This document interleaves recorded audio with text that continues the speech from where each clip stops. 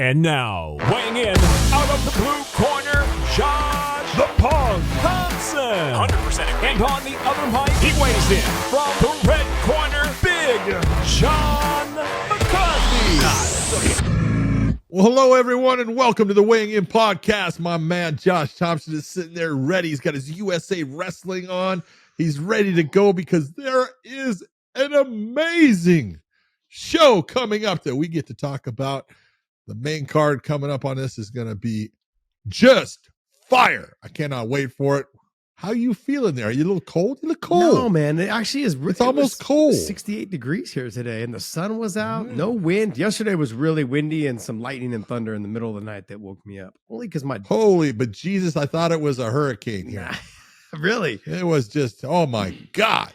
Yeah, every time we talk weather and you talk about Tennessee, it makes me less likely to ever go. It's humid, it's hot, oh, it's rainy, it's stormy, it's flooded, it's this. I'm like, nah, I'm good. I get flooding. I'm good. Ooh. I mean, we're pretty much in spring already. I mean, that's how we're living right now. We get one rainy day and the weather dropped a little bit. It was cold this morning, but that was about it. Now it's 70 degrees. I'm good, bro. I'm good. Yeah, see, February is a bad month for me in Tennessee. I don't know why. It's like February has got a lot of rain. It's cold. It doesn't have the sun out that much, it seems like. And it's just like, get me through this damn month. And then March comes and it's like, it's beautiful. I've heard March and April are amazing here.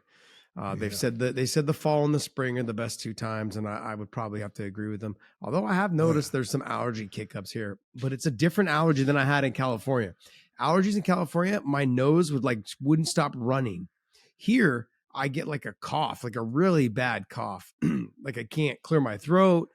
It's just, it kills me, man. It kills me. So it's not too bad. But you know what, though? We got a little bit off topic because I want to first get into the fights. But before I get into the fights, off topic, let's talk the Chiefs. Super Bowl champions. I'll tell you what, if all the people that complain about MMA and, that was unfair, that's a robbery, you want to talk about cheating. My God. I mean, it was they were giving first downs when it wasn't a first down. You could have written a crime report on Bosa getting mugged, held, tackled. Really? He got tackled, and they didn't throw a flag. John, I'm going to tell you, man, you got to keep playing the game, okay, until someone stops it. Just like in fighting, okay? Never stop until the ref jumps in. That's it. I never thought that Taylor Swift would have the effect on the NFL that their team had to win, but that is pathetic. I am now a Chiefs hater. You've always been a hater since you found out they were my team. That's why. I mean, look, Joe Biden came out and already said the plan is working. So it worked out. It worked out. He had it all scripted. It's all scripted. Joe Biden doesn't even know how to spell. He doesn't even know that X is Twitter. He's still trying to figure out how to put his shoes on this morning. He's just figuring out he's trying to figure out the shadow to shake hands with. That is crazy, man. I saw that video. Dude. There's like a couple of them. Oh my God. Hey, it's embarrassing. It's a little strange. I never like to say anything bad about, I guess, world leaders, president of the United States. Hey, no, it's just an embarrassment anymore. It's getting there. All of them. There. Well, John, we went from laughing about it to making fun of it to now everyone's just kind of frustrated and infuriated about it. It is a bad look. It's extremely bad look. But look, let's not get off topic though. The Chiefs won, Super Bowl champions, two repeated. That is impressive. With an opportunity to do it. Even though there was a lot of cheating going on, and the referee should be very, very, very. I mean, people just don't pay attention, man. Embarrassed. So I did see something to do with the first down thing. How weird is that? Yeah. They didn't have record of it. Dude, they actually show it. Yeah, I saw a video of it. He runs. It's a 2nd down and 7. And they fucking first down. He gets like 2 or 3 yards past the line of scrimmage. He got 3 yards. Yeah. It should have been like something in 3, 3rd down and 3 or something. It should have been, yeah. Yeah, I don't know. Interesting. It goes to 1st and 10. You would think for that amount of money, they'd have people that knew how to do their jobs. You would, yeah. Who the hell? I can tell you that those refs are getting paid a lot more than the refs in the UFC. Oh, yeah. I can tell you that. A whole lot more. And I think the person that controls the clock probably gets paid double what everybody else in the UFC, judging and the refs. They get paid a lot more. Absolutely. So, yes. Not double. I shouldn't even say Crazy. double. I should say just the salary is a lot more. But craziness. Bottom line is we have an opportunity to three-peat. Yes, you do. That's going to be amazing. Hopefully we can get it done. That's impressive. This is the one thing is not easy. No, it's definitely not easy. But I think this was our year for us to lose it because this is when we took the biggest hit on the Mahomes salary cap because he got paid his big bonus this year. And the fact that we were able still to win without spending a lot of money because we had to use a young team with all rookies and young guys that were still on rookie contracts. Next year, we'll be able to spend a little bit more money on a couple veterans. So hopefully that will catch the ball. And so, and there's some weight there, you've got some guys that we paid not a lot of money, but they're significant hit that didn't even play in the Super Bowl because they had attitude problems in the locker room. And so they didn't play the last 3 playoff games. And so they didn't help us get there. They were. Okay. Let me ask you, what did you feel about Travis Kelce running into Andy Reid?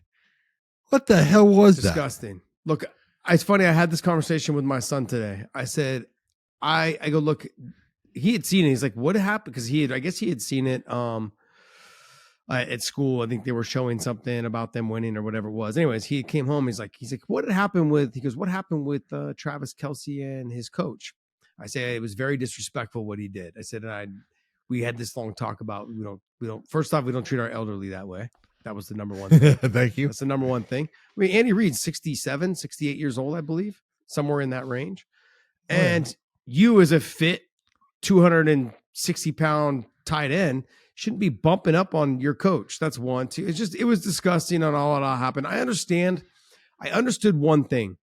You're one of the leaders of the team. I understand the fire. Yes. And I also think maybe he was so fired up that he just got too close. He didn't realize he was that close, and it bumped. And Andy Reid being his age, and just he's a mountain of a man. You get that weight tipping a little bit, and it's hard to get stabled again. But I think, I had a good conversation with my son just about how that's not how we treat people, especially our elderly people. But we definitely don't teach our coaches that way, and and it was, I think, also too. But I appreciated the fire. I did appreciate that because you needed the light little fighter under his ass to get him the ball more, or to at least include him into more decoy plays, whatever it was. Yeah, at that point, only one target up to that point. Yeah, up until that point, it was for 3 yards or 2 yards or some shit like that. Yeah, dude, 1, I think. Yeah, I'm not condoning what he did in no way, but you expect that from your leaders to be to have that fire, but you've got to be cautious about how you do it. Because you're not leading an example for the other players that are not in your pedestal. Can you imagine if some of those, Rashid Rice or any of the other running backs, someone came up and bumped him like that? You would see Travis Kelce get up in arms. He would have probably jumped up out and just started having in the other player's face. So you've got to look at it that way too. So, but overall, they're champs. Chance to three-peat. Looking forward to it next year, and hopefully that salary cap gives us a little opportunity to sign some bigger talent. Not the sad part, but John, when you're selecting number 32 every single year, or 31 or 32, that's so the hard. Whole thing. Man. I know that's the whole thing. It's so hard. You're in that position. Draft picks are so important, and people don't understand. When teams trade their first round, you go, "Oh, well, don't trade that away." Yeah. That's how you build your future. Mm-hmm. And man, it's tough when you're getting, teams picking 31 people in front of you. People that you would have liked to have on your team. Yeah. And eventually it catches up to you. No, I agree. It's rough. All right. Well, hey, that's going to wrap up our Super Bowl talk. Super Bowl talk. Yeah, there you go. We're going to get into, but let's talk about 298. Let's go. All right. We have got the man, the myth, the legend, Alexander Volkanovski, taking on a guy who has been just putting it out there, man. Ilia Topuria, who we both love as a fighter, man, he has been talking and saying he is going to be whipping Volkanovski's ass. Josh, do you think this is true? You know, it's funny that you said that. He's been talking and talking, but last I checked, words don't win you a fight. There you go. And look, and I said some things after the Islam fight that and I'm going to stand by him a little bit and say, like, we don't know which Volkanovski we're going to get that steps in there. The one that his confidence level isn't there. That's it. The one where he still believes, because after the first fight with Islam, he believed still. He thought he could get it done. That's why he took that second one on short notice. But then after losing the way he did, does he still have that confidence coming in at 145? Fighting Topuria. Topuria being a very dangerous fighter in terms of great wrestling takedown defense, short and stocky, just like Volkanovski, got big power in his hands, puts the boxing together better than probably most. I would say the only person up there I'd say is probably Max Holloway. But a different he does style. It differently.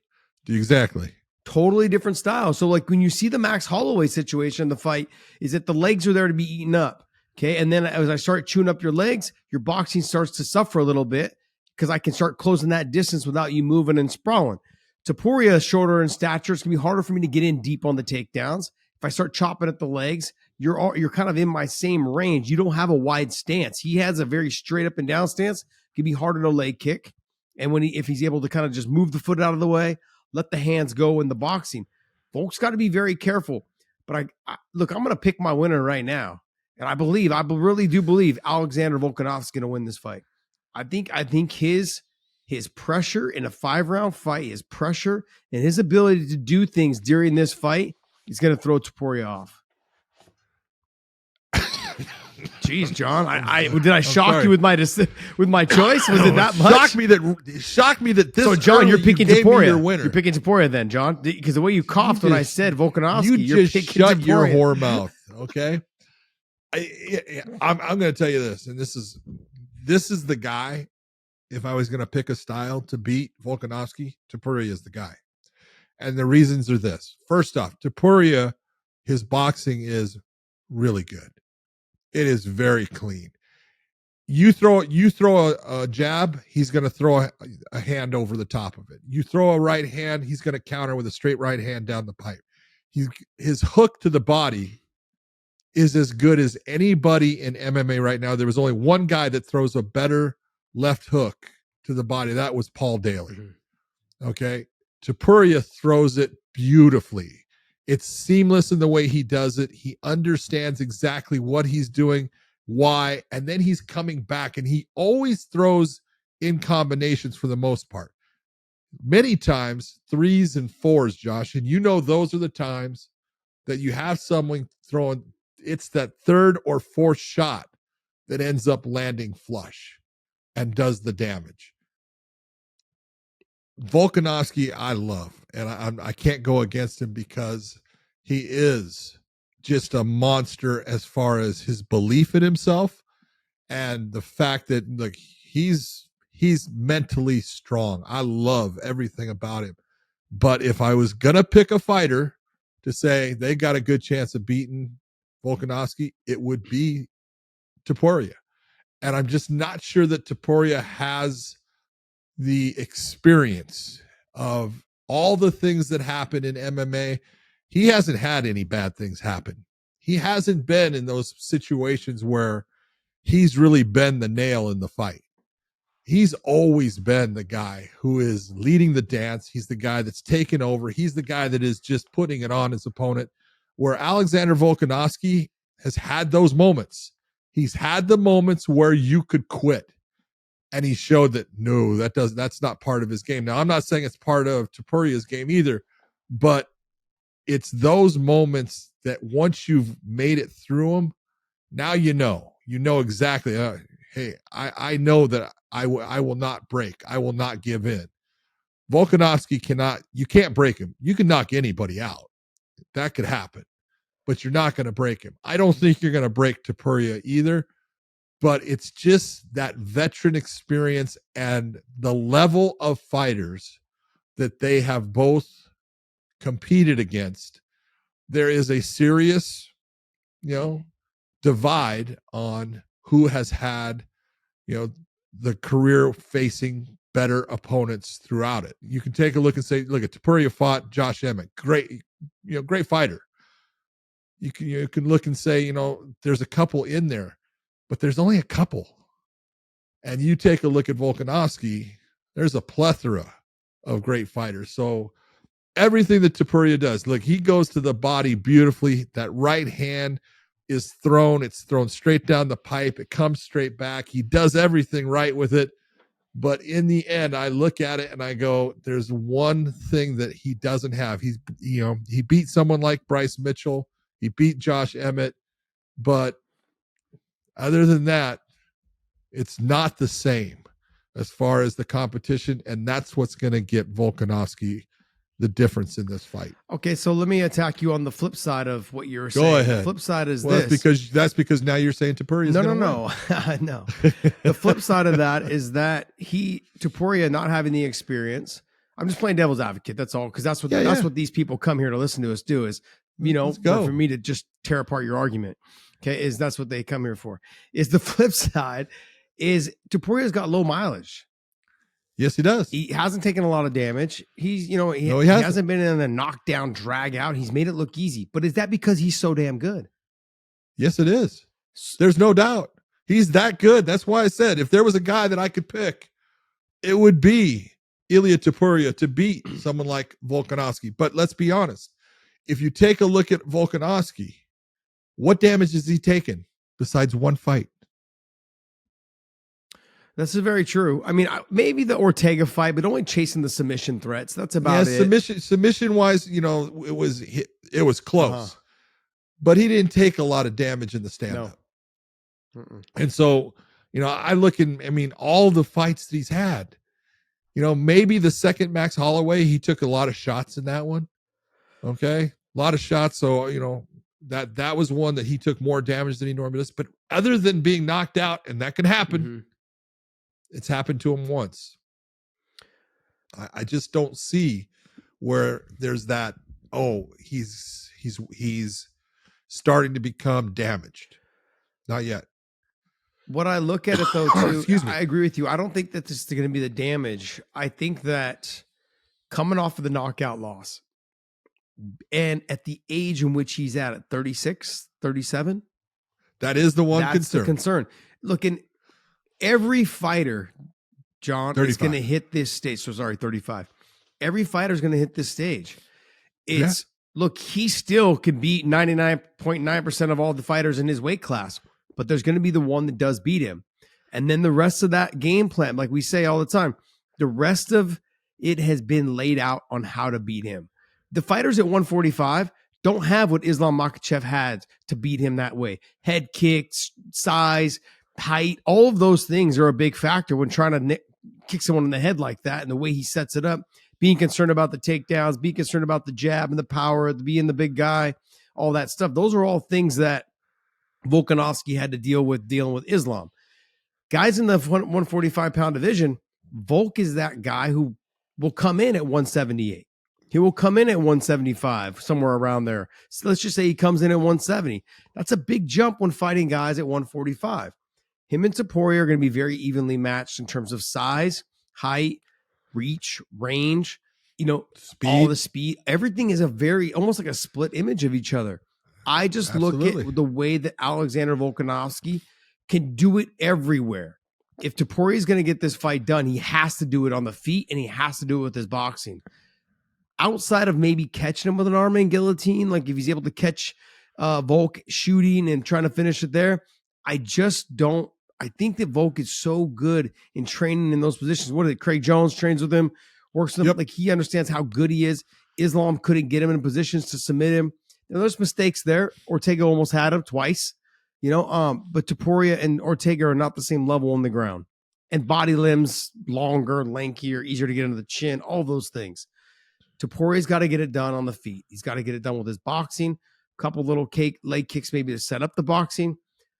But I just look at Volkanovski and I look at everything he brings to the table. He's not going to fight Topuria to his strength. He's going to fight him to his weakness because he can. He's going to leg kick. He's going to go inside, outside, calf kick. And as he starts trying to put more pressure on, he's going to open himself up to those takedowns. And those takedowns will come. And if he's able to stay on top, he can just go ahead and keep exuding that energy back into him. taking him down over and over again. I look at that fight going that way. And as that, how frustrated, because someone who was 14-0 in Topuria, how frustrating it is it's going, I'm seeing my dreams slip away to someone who's able to take me down and control me, or at least grind on me against the fence where I can't get away. And I've been able to do this to everybody else, but not him. Why? That's how much you think that's going to weigh on him or frustrate him. And will he fight the rest of the way, fight his normal way the rest of the fight? Yeah, no doubt about it. But, there comes that point where there's levels. Yeah. And look, Topuria is unbelievable.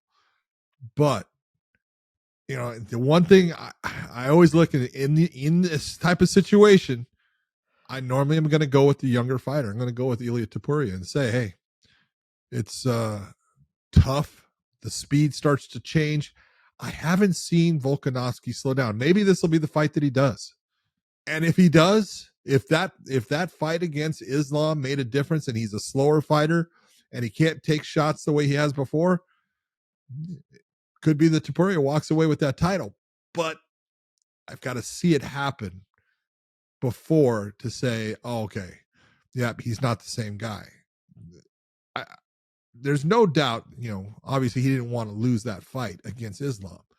But you're talking about so many things that he was up against it in that. The amount of time that he had, everything. You look and you go, that was a fight that everyone got interested in and excited about because he stepped up.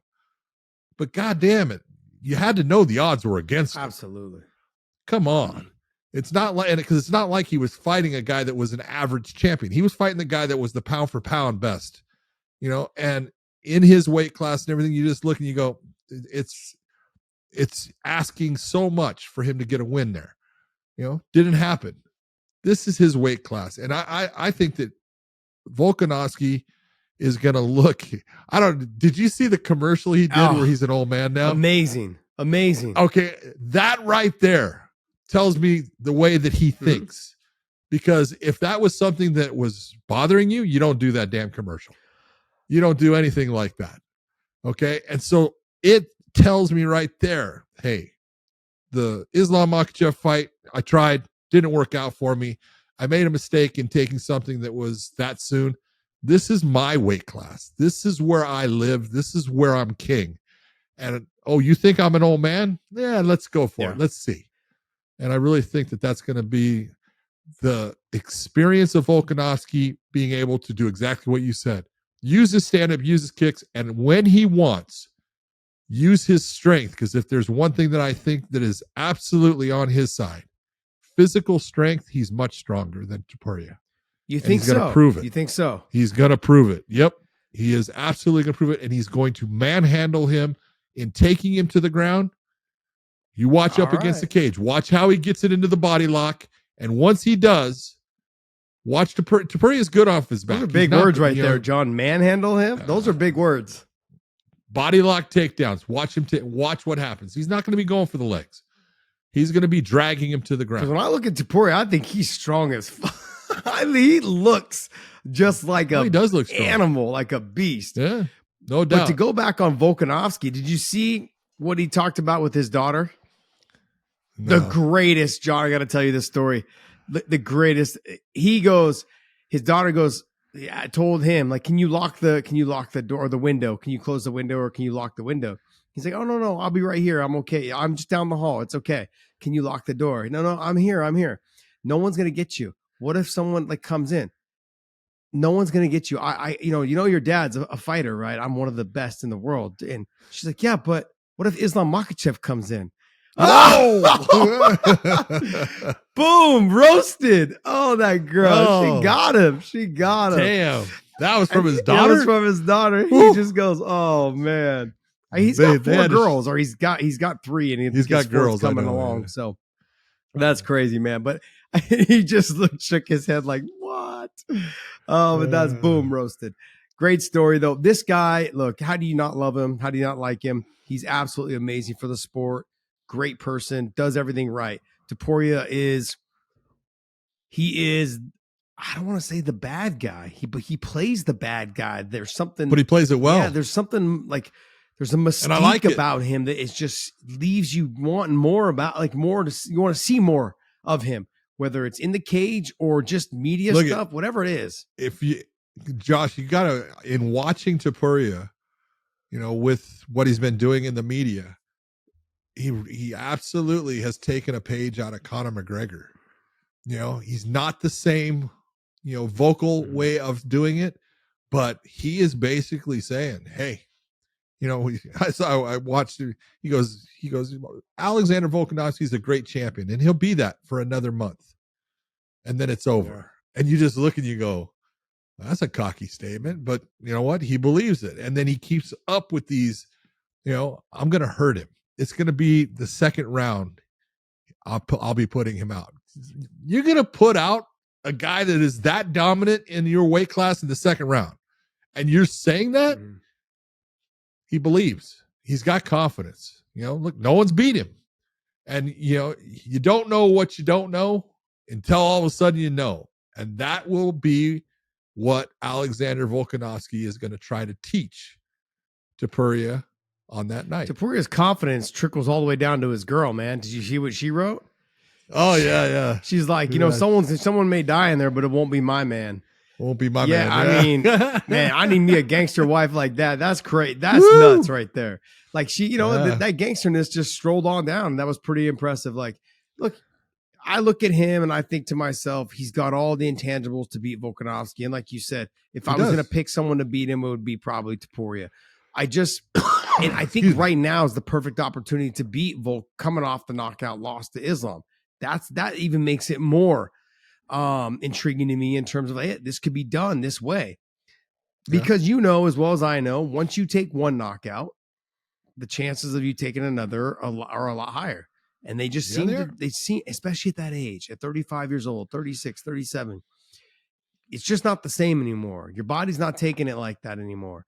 I mean, all the years of training, all the years of sparring, he played rugby, like he's taken some damage, and so his body, he needs this to keep himself going. He said that I need this. It keeps me mentally strong. I look at Topuria, he's got all the tools. He can probably get it done, but I'm still going to lean with the champ and Volkanovski. I think that in this weight class right now is not the time for him. I think he's going to get the W. He's going to get the win. Yeah. We'll see. I agree. Yeah. But in the co-main event, we have another one that we're going to argue about here because I have another Australian in Robert Bobby Knuckles Whitaker taking on Paulo Costa in the co-main. That is a hell of a middleweight matchup right there. Hey guys, make sure you guys subscribe to us over at onlyfans.com/weighing-in, onlyfans.com/weighing-in. I will be doing a live tomorrow on OnlyFans. Make sure you guys join me. It will be at 2 p.m. Central Time. I will be doing a live. So make sure you guys check us out over there. I will be answering all everyone's questions over there on onlyfans.com/weighing-in. Join me at 2 p.m. Central Time. Well, I like the fact that Paulo Costa got to the fight, actually. That's kind of nice. And I think with Bobby Knuckles coming off of his loss to DDP, where is his mindset? Where is his mental at? And I think this is a perfect matchup for him because you're going to see Paulo Costa come forward. What we saw in his last fight with the last time he fought was Rockhold, correct? Yeah. What we saw in his last fight is he was gassed just like Luke was. Yeah, but that's true. Elevation. That is true. I forgot it was in Salt Lake City. That's all. Yeah, Salt Lake City. That's both of them, and I don't blame either one. Got it. I do. I blame him for not doing his cardio. Look, we've seen Paulo Costa get tired though before in fights because of how much weight he cuts. He does slow down as the fight goes on. The only fight have you seen him recently? No, I haven't. Lean down.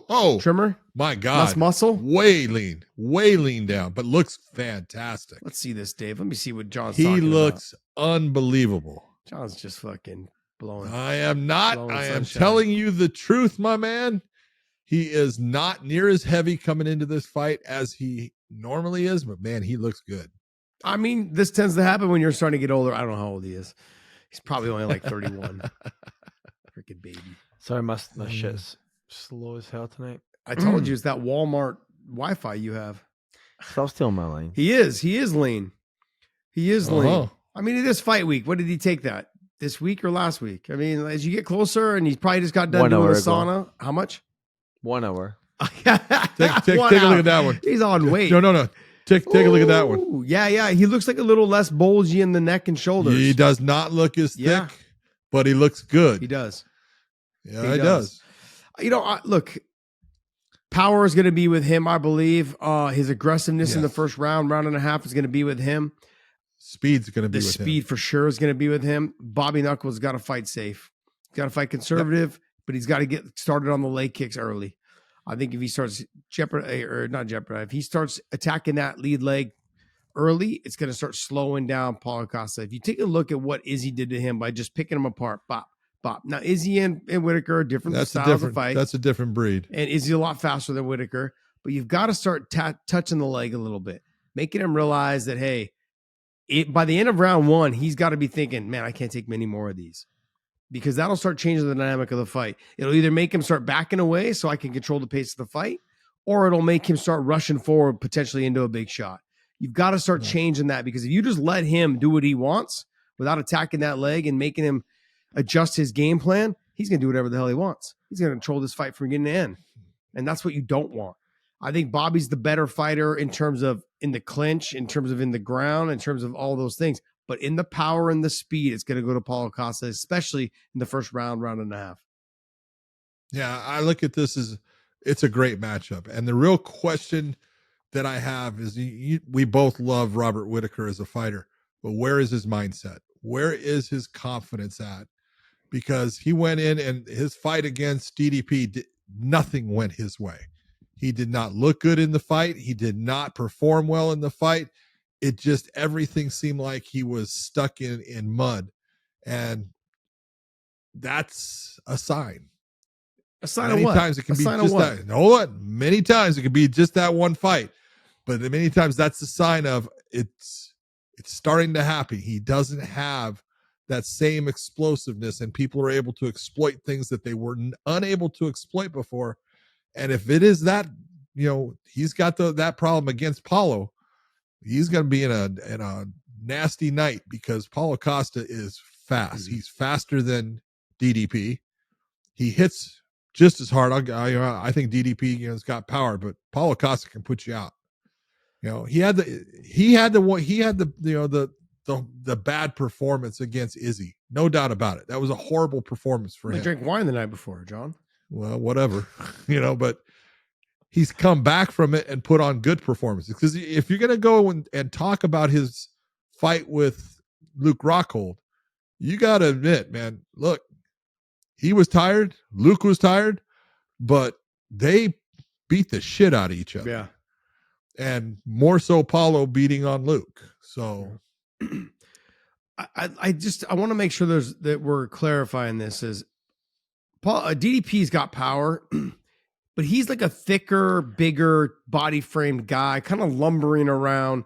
I look at when he fought Whitaker, those shots, they don't look like they're going to get there, but when they get there and they land, it's like a thudding type power.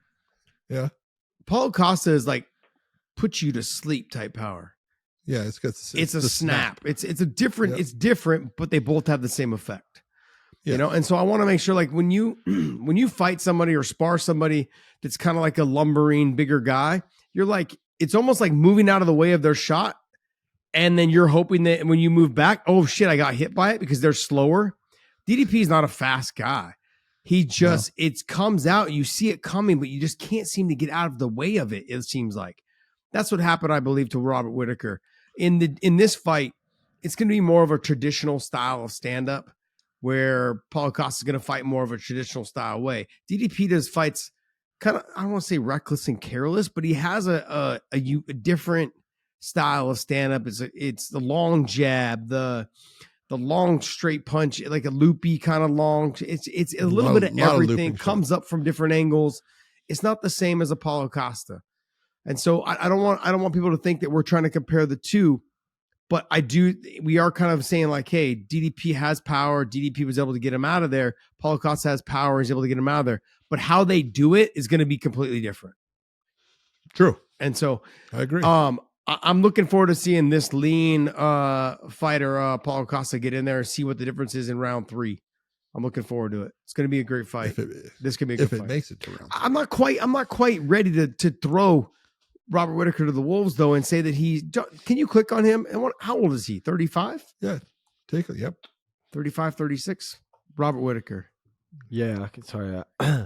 Your Wi-Fi is killing me Space. tonight, buddy. I don't know. It's killing me today. Like I gotta you reset can him tell he on goes to call, move maybe. the mouse and doesn't move, and then all of a sudden it jumps Yeah, all the way just across the slow. screen. 33. Oh, he's a baby.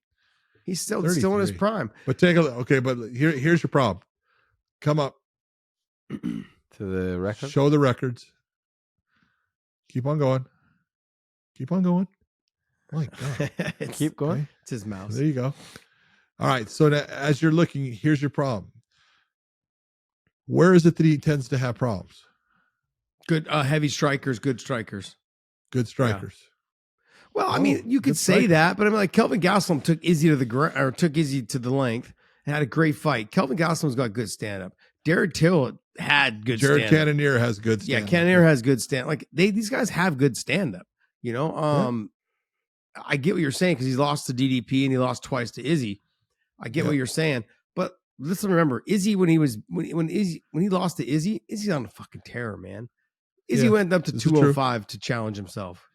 I mean, that's how much Izzy was like, okay, I'm tired of wiping out the division. I'm gonna go up to 205. Well, at least he did wipe out the division. Yeah, that's true. Unlike what I hear now, That's so everybody's like, ridiculous. Guys, just stay there until you clear it out. you get one win of that, it's like, oh, I'm gonna want to stop. Yeah, it's driving me crazy. It's driving me nuts. All right, let's go back to our next fight. Oh, Jeff Neal taking on Ian Machado. I'm gonna talk my ass off, John. Garry. I love it. I don't man. think I've wanted a fighter to win so much in my whole life. Oh, really? You want Machado to win that much? Yeah, huh? shut your whore mouth. Shut your whore You mouth. Oh man, Jeff Neal, 15-5, going up against the undefeated Ian Garry. Ian Garry was so confident he wore a shirt. You know, you and I have done things with shirts in times. You know, Ian Garry got a shirt of a DUI arrest photo of Jeff Neal and wore that. That is pushing it just a little bit. I'm okay with it because it's about the person, but it's pushing it. This is my question. Do you think that Dana or whoever's in the middle at the weigh-ins is going to put themselves between there, or do you think he's going to let them have at it? No, he will. If there's one thing Dana does, he does not want them to fight, you know, or put their hands on each other at the damn weigh-in. That's one thing that no way. Bad news. Look, I mean, John, what I was going to get to, I got cut off here for you guys didn't see the cut in the clip, but do you think that Dana White or whoever is going to be up there is going to stand between them? Dana's already shown he does not want them to put their hands on each other during the weigh-ins. That's not something that he likes. He tries to put himself in there. If it's somebody else doing it and they allow it to happen, they get verbally raped by Dana. So I don't think he wants it, but I think you're going to see some heat between Jeff Neal and Ian Garry. Ian Garry gets under people's skin. He's the second Irishman to truthfully do that with a caustic but beautifully done effect. The way he's doing it, he just sits there and he makes them start to just get frayed by it. And he can't take it though. He's a giver. He just can't take it. Well, I'm going to go and say that the ones that I've seen, that have gone after him have gone after his wife. That's bullshit. Leave her alone. I do agree with you. I do agree with you that it is bullshit, but you when you start talking trash, you open yourself up to this type of stuff. I'm just throwing it out there. Look, and I'm not in favor of it at all. There's none. I'm not in favor of the wife and the kids and the parents and any of the trash talk religion. I'm not in favor of that type of stuff. But you're 13-0. You're young. You're coming up. And I enjoy the trash talk when it's about your opponent, but it really comes down to you put yourself out there that much, people are gonna just say that everything's fair game. Well, that's kind of where this sport is, and we don't like it. You and I have talked about we don't like it. If you're looking at it as Ian Garry, what's he doing? he's trying to get people to tune in. He's saying, I don't care if you like me. I don't care if you hate me. I want you to watch me. You know, if you don't like me, watch to see me lose. It ain't going to happen. If you like me, then watch to see me win. And I'll give you what you want. Okay. I'm okay with it. I am interested in this fight in the fact that Jeff Neal has got true power in his hands. He's got good stand-up. He can take a good shot. Normally, it's the guys that are very good grapplers that give him a hard time. And Ian Garry has not shown that that's, his standout, area of expertise. He's a better striker. So you're going to see, in my opinion, Ian Garry trying to keep this at range and use his length, use his movement. And you're going to see Jeff Neal trying to cut the cage off and land shots going forward inside on him. We'll see who, is the one that can make it happen. But we've seen Ian Garry get dropped. Yeah.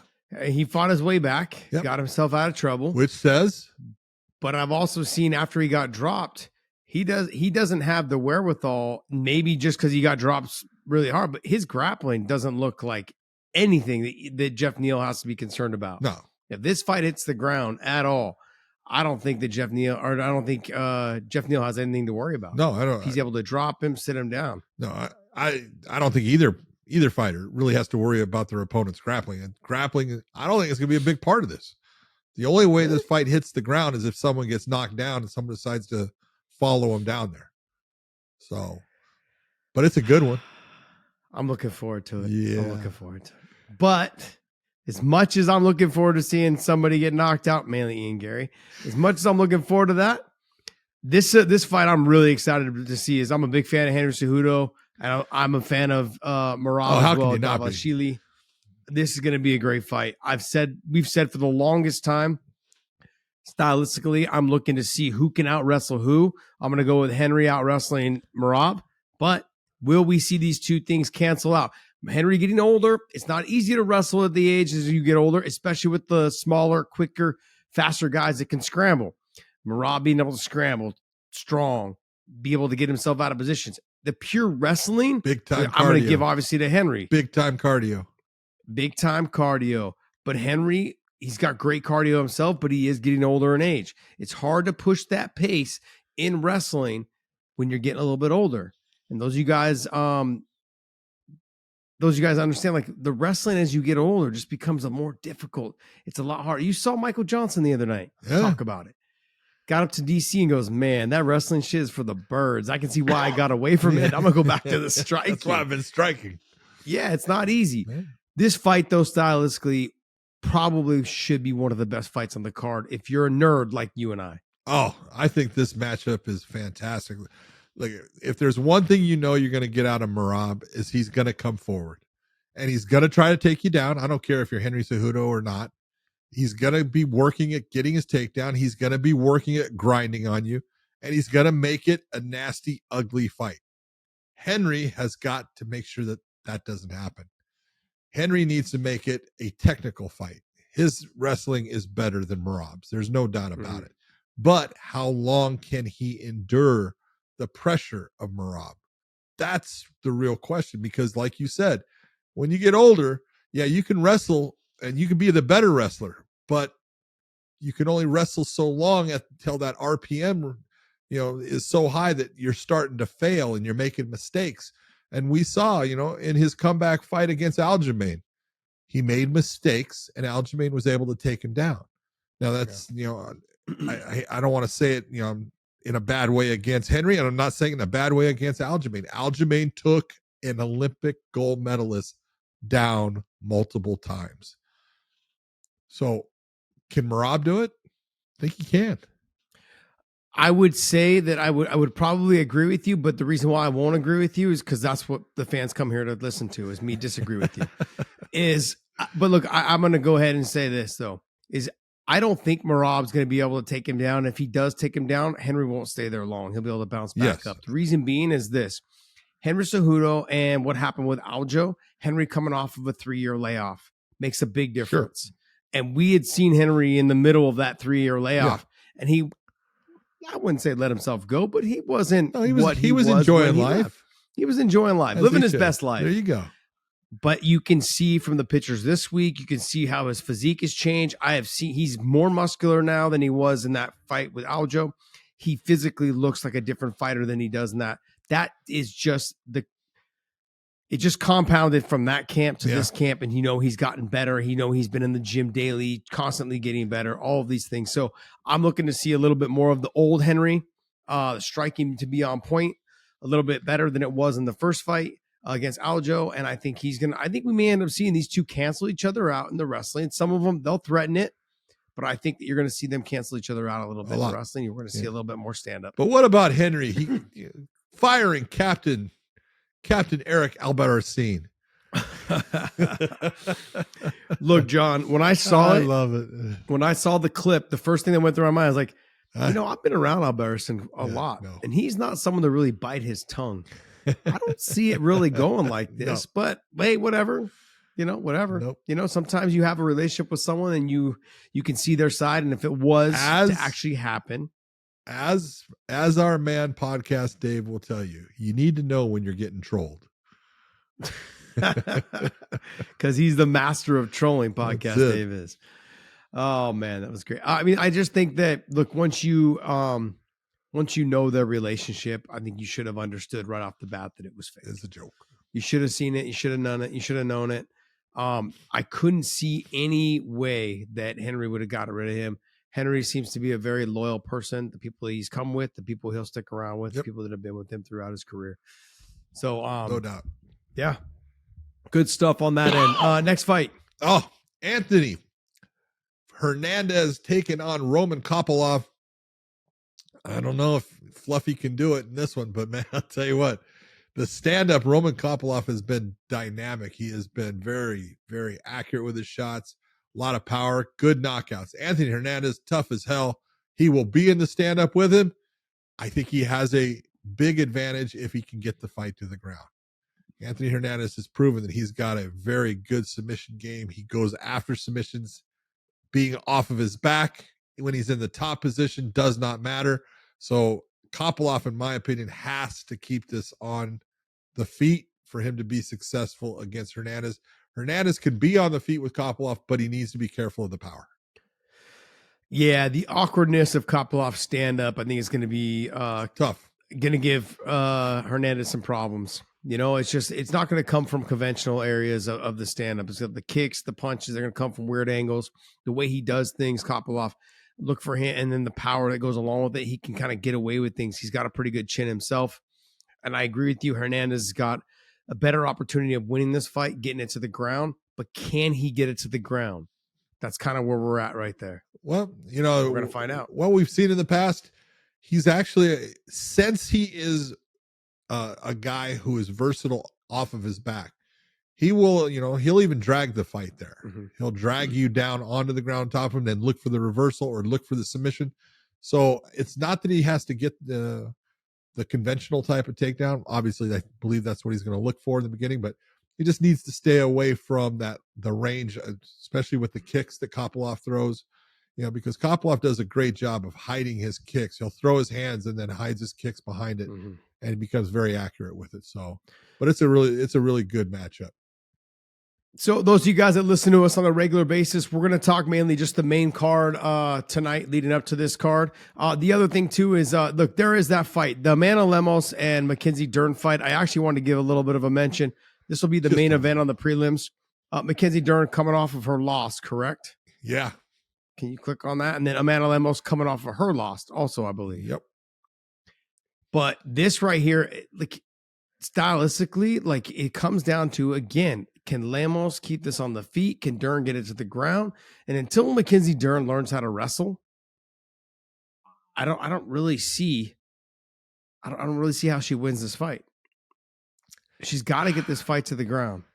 Although like, what is this? What is this? Like, I think I wouldn't say that Lemos can be submitted on the feet as well. Side chokes, all these things from the standing position. Yes. That's why I'm mentioning this. But yeah, she has. So, but she does. the one thing Lemos does is she's very good with stand-up fighters.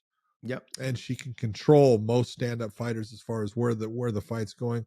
Obviously, when she fought, Weili is a different breed, and the fight went, in all directions. But Lemos has got power in her hands. She can be the person to control the stand-up. She's got good defensive wrestling, and it's the real problem that I see here for Mackenzie once again is look off, on the ground, she's phenomenal. But it's getting the fight to the ground. And in the stand-up, she still has some bad habits. One is her chin gets very high. And it's especially when she's going backwards. Yes. And it's not all the time, but if she is in the position where someone is coming at her, each step back, that chin goes a half an inch higher up in the air. And it's bad. And it's going to, it can be a problem for her. She has been put down. She's proven that, she's tough as nails. She is a tough lady, and she has no quit in her. But this is a fight that she's going to have to really perform well and look to get, the timing on a takedown that'll get her in the top position against Lemos. With time, she has a chance. This is a must win for both of them, though. And I know that Lemos is coming off the loss to Weili, but still, it's still like a must win. You can't have 2 in a row after just fighting, against Weili. Yeah, you need to get title. into a rhythm of getting some wins. Yeah. All right. Well, hey, that's going to wrap our show this evening. We've got a couple other clips going to be dropping also. So make sure you guys hit the bell and the subscribe button on there so you guys get the notifications. Look, there's going to be a lot of short clip videos coming in. Your guys coming in hot. Got a couple interviews that we did today that'll be dropping later this week. And so hopefully you guys enjoy those interviews. And getting ready for PFL versus Bellator champions, and lots to come after the UFC pay-per-view this weekend. I'm looking forward to it. And you guys get excited, man. Stand up. Hit that subscribe button. John, take us away, bud. For everyone out there, thank you for tuning in. And you can feel sorry for Josh, who has to fly to Saudi Arabia 24 hours. Not a good thing. So for everyone out there, thanks for tuning in, and we'll see you.